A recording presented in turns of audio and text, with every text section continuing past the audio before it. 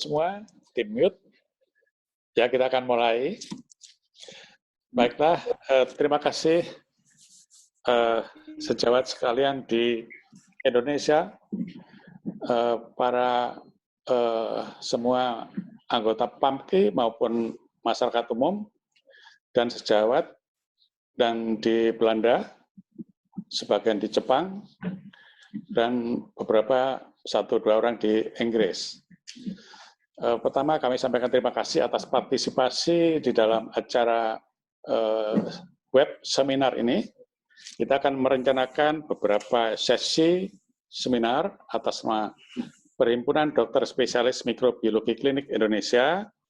Dan pada kesempatan pertama ini, khusus kita membahas tentang sebuah diagnosis COVID, yaitu RT-PCR, yang menjadi gold standard untuk Indonesia pada saat ini. For our colleague from Netherlands, for England and Japan, I would like to thanks to all of you, especially we can join also Professor Verbrugge, you're welcome, Dr. Juliet, you're welcome, and would be later on Dr. Richard Molenkamp from Netherlands also.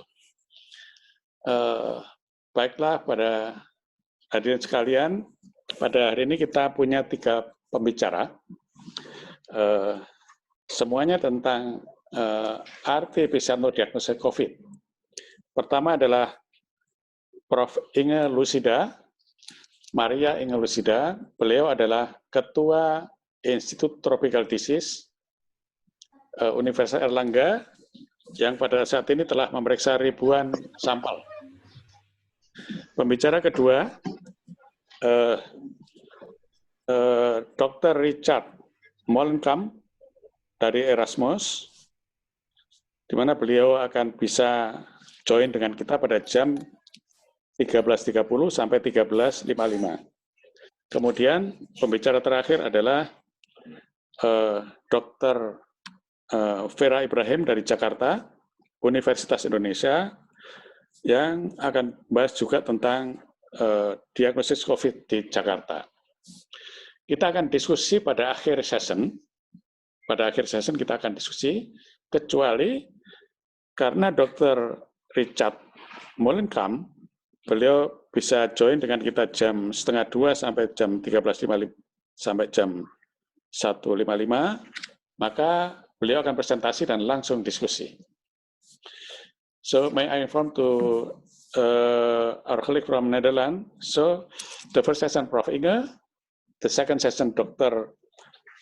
Richard Molenkamp, and the third speaker Dr. Vera. Due to the Dr. Richard available time at 1:30 until for 20-25 minutes. So after discussion, directly discussion from Dr.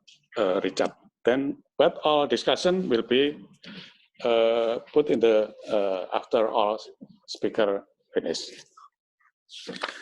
Baiklah, mungkin kita mulai untuk pembicara pertama, Profesor Maria Inge Lucida, SPMK, anggota PAMKI, staf Fakultas Kedokteran UNER, dan Ketua Institut Tropical Disease. Untuk Profesor Inge Lucida, kami persilahkan. Terima kasih Prof. Kuntaman. Selamat siang waktu Indonesia bagian Barat untuk para senior, profesor, teman sejawat sekalian dari seluruh Indonesia, juga colleagues from the Netherlands and from other countries. Yeah, and this opportunity mungkin saya akan sedikit share pengalaman kami di dalam penerimaan untuk ikut ambil bagian di dalam diagnosis COVID-19. Mungkin sebagai awal sedikit ada slides yang akan kami presentasikan, nanti lebih banyak dalam discussion kami bisa share pengalaman kami.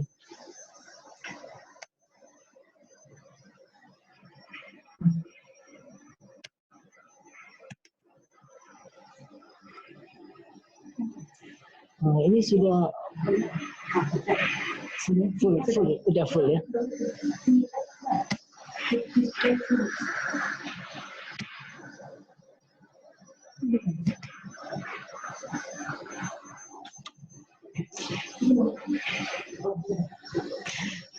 Baik, I'm sorry I will present in Indonesian language, but my slide in English. Oke, dalam diagnosis laboratoris dengan metode PCR, quantitative real-time PCR ataupun conventional PCR. Kita mulai dengan swab.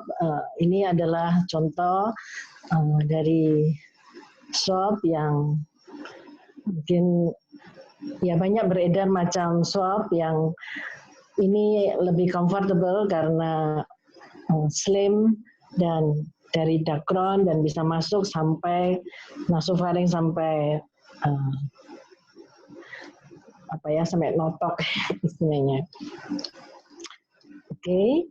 Kemudian ya saya rasa sejawat sekalian sudah cukup familiar dengan pengambilan sampel di sini nasofaring maupun orofaring swab, dan ini dari saluran napas atas. Dan kami juga sering menerima sampel berupa sputum begitu aja, dan memang kuantitas virus yang didapat lebih banyak dari sputum.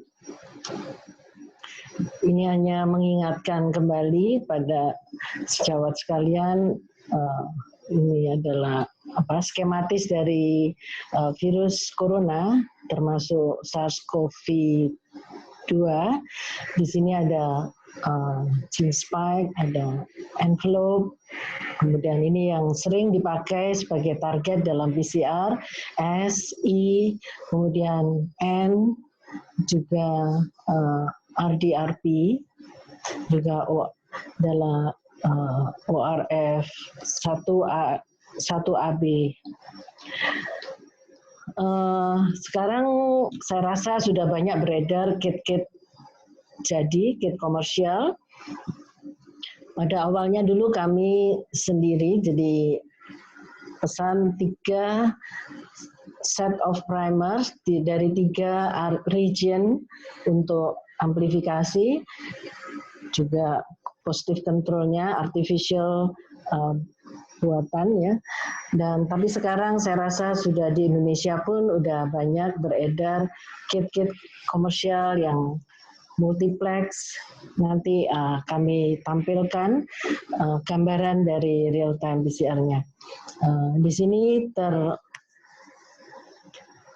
adanya saran penggunaan AP 7500. Namun walaupun kami belum mempunyai yang AP 7500, yang lebih lama bisa juga digunakan.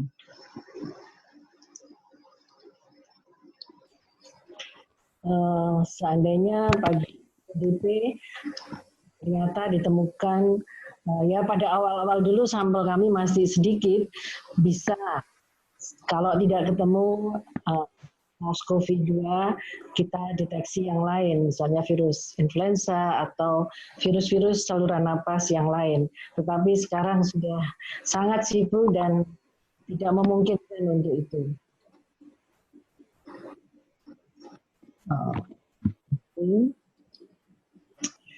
Saya rasa para sejawat juga sudah familiar dengan packing spesimen untuk dikirim ke lab, yaitu prinsipnya 3 lapis, disil, dan juga temperaturnya.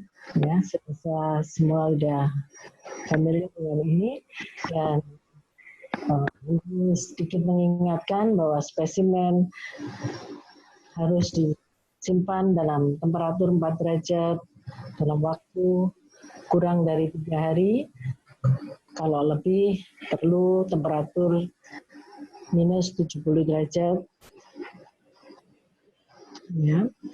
Kemudian ya keadaan yang tidak seperti itu kita bisa menolak spesimennya. Jadi sekalian di kami pada waktu menerima sampel di loket, packing itu kami buka pada waktu kurir masih di sini, kita buka, kita cek.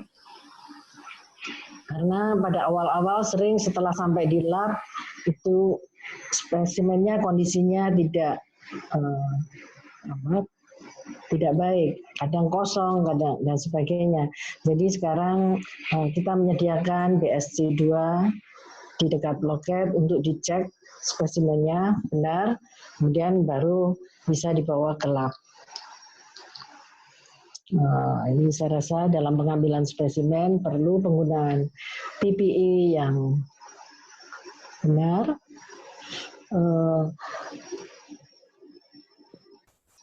Ya, di dalam mengerjakan RNA extraction, kami melakukan di dalam BSL-3.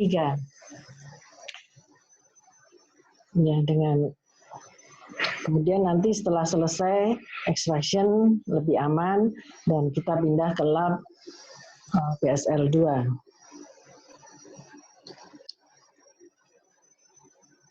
Ya.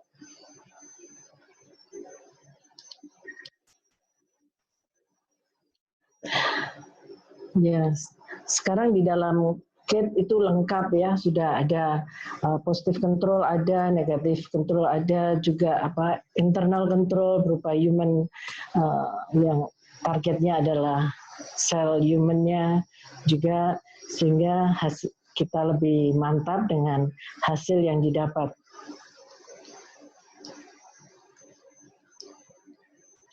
Ya, bila dalam sekali running itu ada beberapa target, maka tentu harapannya kalau semakin banyak yang positif, maka kita lebih yakin bahwa hasil itu memang positif. Tetapi bila ada yang positif, ada yang negatif, ya nanti diulang kembali. Juga internal control itu juga harus positif.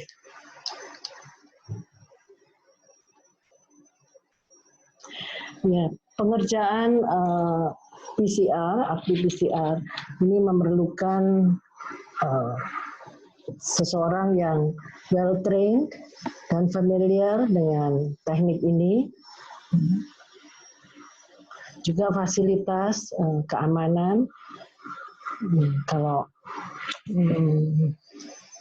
semestinya saya rasa kalau di luar negeri untuk extraction itu dilakukan di BSL-3.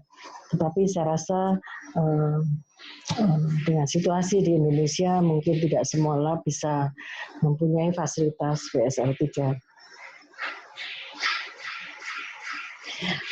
Kemungkinan ya memang PCR itu cukup sensitif, tetapi tetap ada kemungkinan false negatif. Jadi misal dari pengambilan sampel yang tidak adekuat, transportasi dari spesimen, ya. Kemudian juga seperti kita ketahui bahwa virus-virus RNA itu tidak stabil, bisa bermutasi, namun in general dalam waktu yang tidak terlalu panjang ini saya rasa masih tidak secepat itu mutasi terjadi.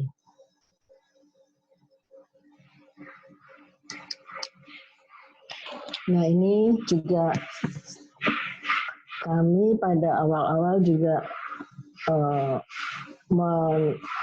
menggunakan area RDRP ini dan I dan S.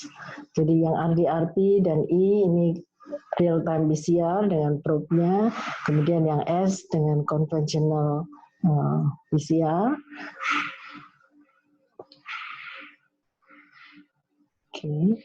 Jadi berbagai kit atau berbagai lab menggunakan area target yang mungkin tidak sama, tapi sepanjang desain dari primernya itu spesifik, maka interpretasinya tentu akan sama. Ini gambaran dari contoh real time PCR. Jadi yang warnanya kuning adalah kontrol positif, yang warnanya ini kebiruan, yang garis lurus ini gene N, kemudian yang dots yang kecil-kecil ini untuk gene ORF1AB, kemudian yang garis-garis lebar ini itu human cell, jadi sebagai internal control.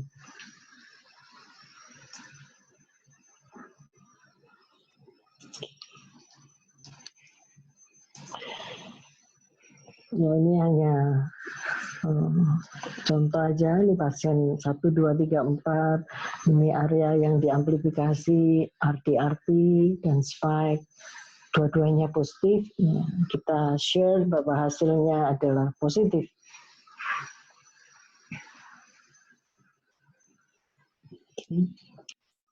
Oke, saya rasa itu yang bisa saya sampaikan. Nanti dalam diskusi mungkin pengalaman apa yang sudah kami dapat selama ini, kami telah mengerjakan per 11 April sudah lebih dari 3.000 ya pasien, sampelnya hampir 4.000, kemudian lebih dari 300 positif pasien. Baik, saya rasa itu yang bisa saya sampaikan. Terima kasih atas perhatiannya. Ya. Terima kasih, Prof. Inge. Bisa di-close presentasinya. Ya.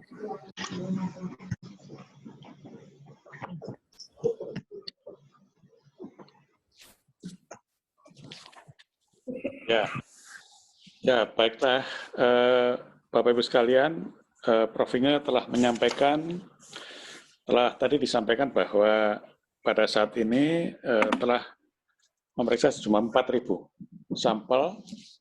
Jadi di Indonesia dibagi dalam berbagai area dan wilayah. Untuk Institute Tropical Disease adalah daerah Jawa Timur khususnya. Dan sampai saat ini 4.000 telah diperiksa dan 300 positif. Hari ini kami catat untuk Indonesia yang positif adalah 4.839. Nah, ini Nederland ada 27.000. Ini nanti bisa dikonfirmasi dari Nederland. Ternyata juga banyak di Nederland. Bapak Ibu sekalian, untuk berikutnya kami akan coba bergeser ke sejawat dari Nederland.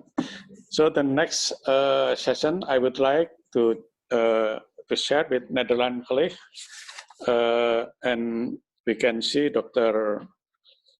Juliet have been in this join with us.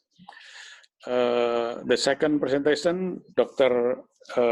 Richard Molenkamp will present the experience of COVID diagnosis in the Netherlands. But before the presentation of Dr. Richard, I would like to ask Dr. Juliet to make a short introduction about the COVID in Netherlands, in both of clinically or laboratory.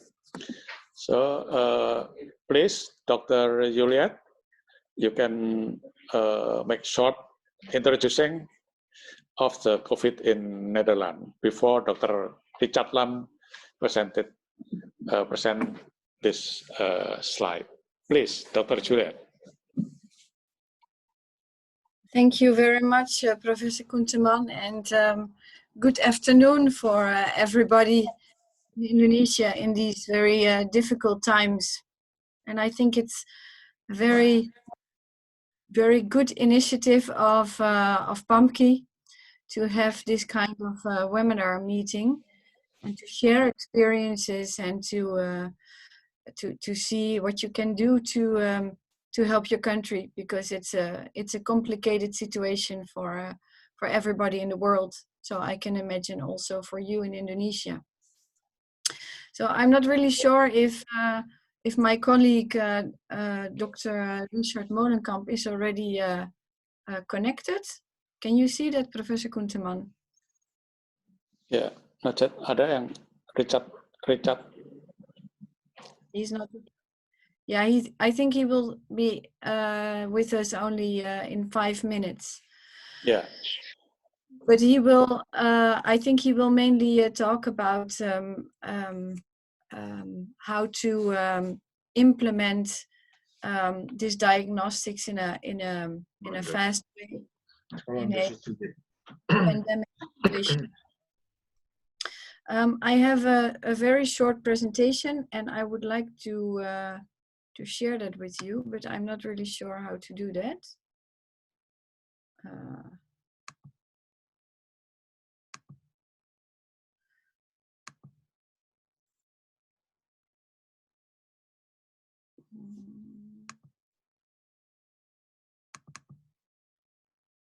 Can you see my presentation now?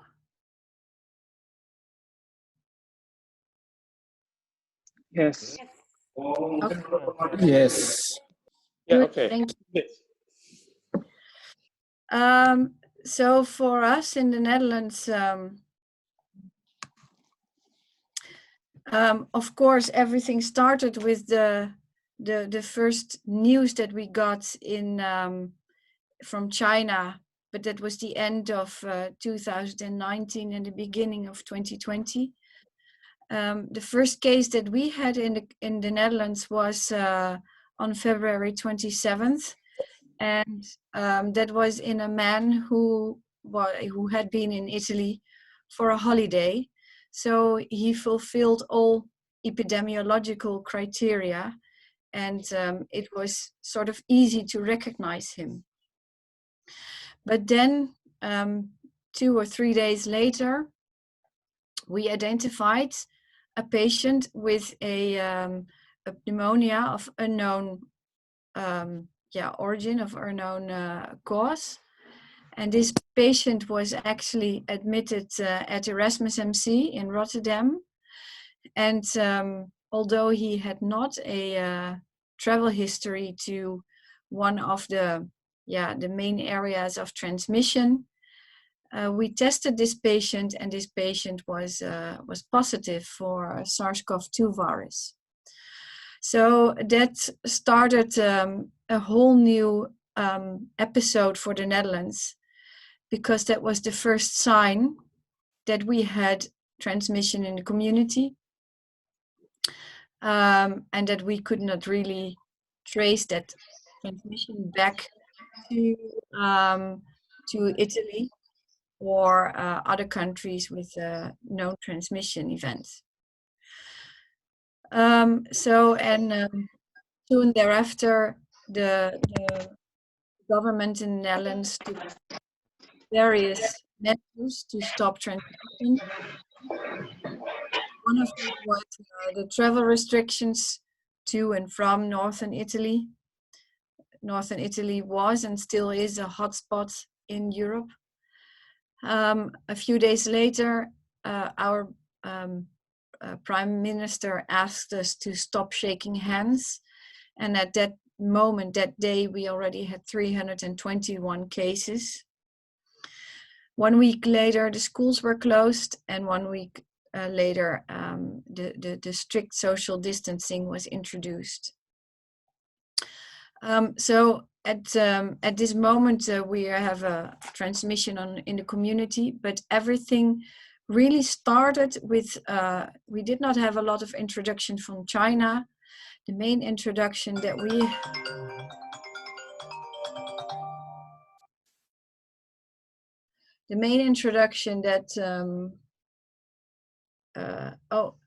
I just got a message from Dr. Molenkamp that he cannot log in.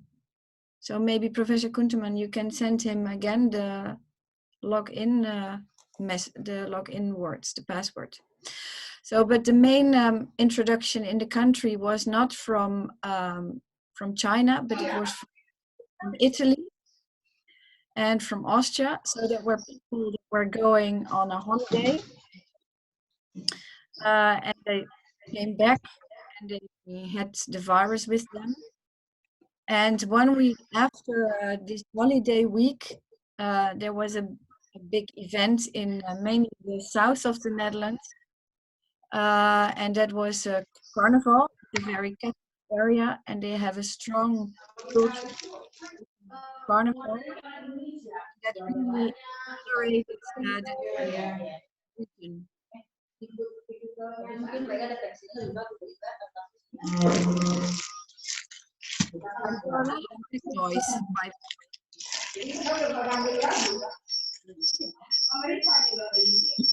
So at the moment, this is the situation. This is the data from yesterday.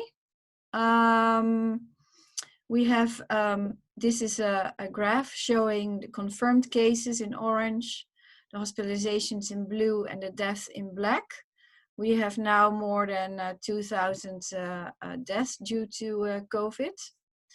And this is a map showing mainly the admissions in hospitals per 1,000 inhabitants. And what you see is that in the south, this is the dark blue area, and the dark blue area is the area where there was a lot of carnival. So a lot of transmission happened a couple of weeks ago, and this resulted in a lot of cases in that area, and also a lot of ICU admissions. And there are only a few hospitals in that area, so that resulted in that all the hospitals in the Netherlands opened up their intensive care units for patients from the southern part of the Netherlands. So even additional and extra beds were created on the intensive care units to make sure that everybody from the south of the Netherlands could be admitted to the ICU.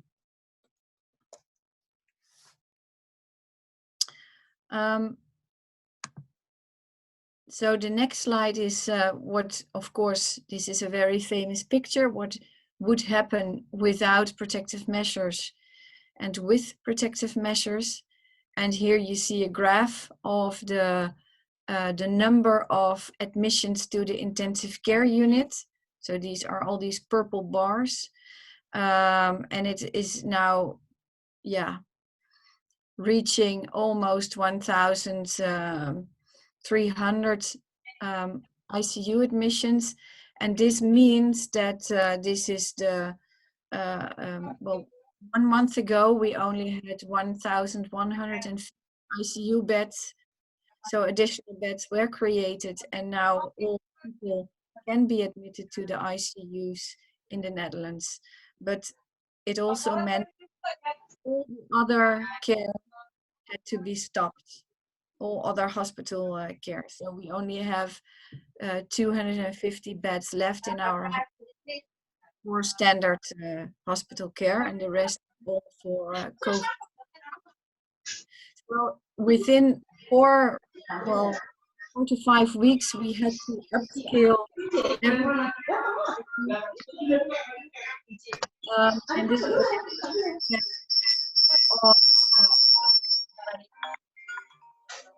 the laboratory capacity. A telephone call from my colleague Richard Molenkamp. So I'm just going to take him because he cannot log in, and he has a very nice presentation for you. Just one moment. Hi Richard. Lukt het niet?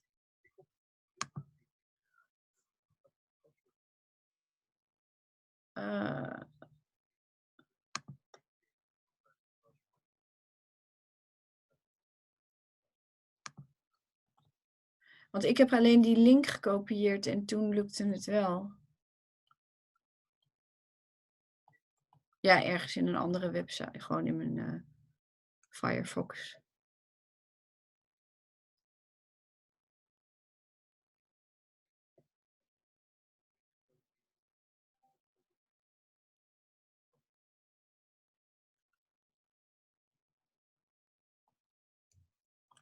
Want je had wel geregistreerd, of niet?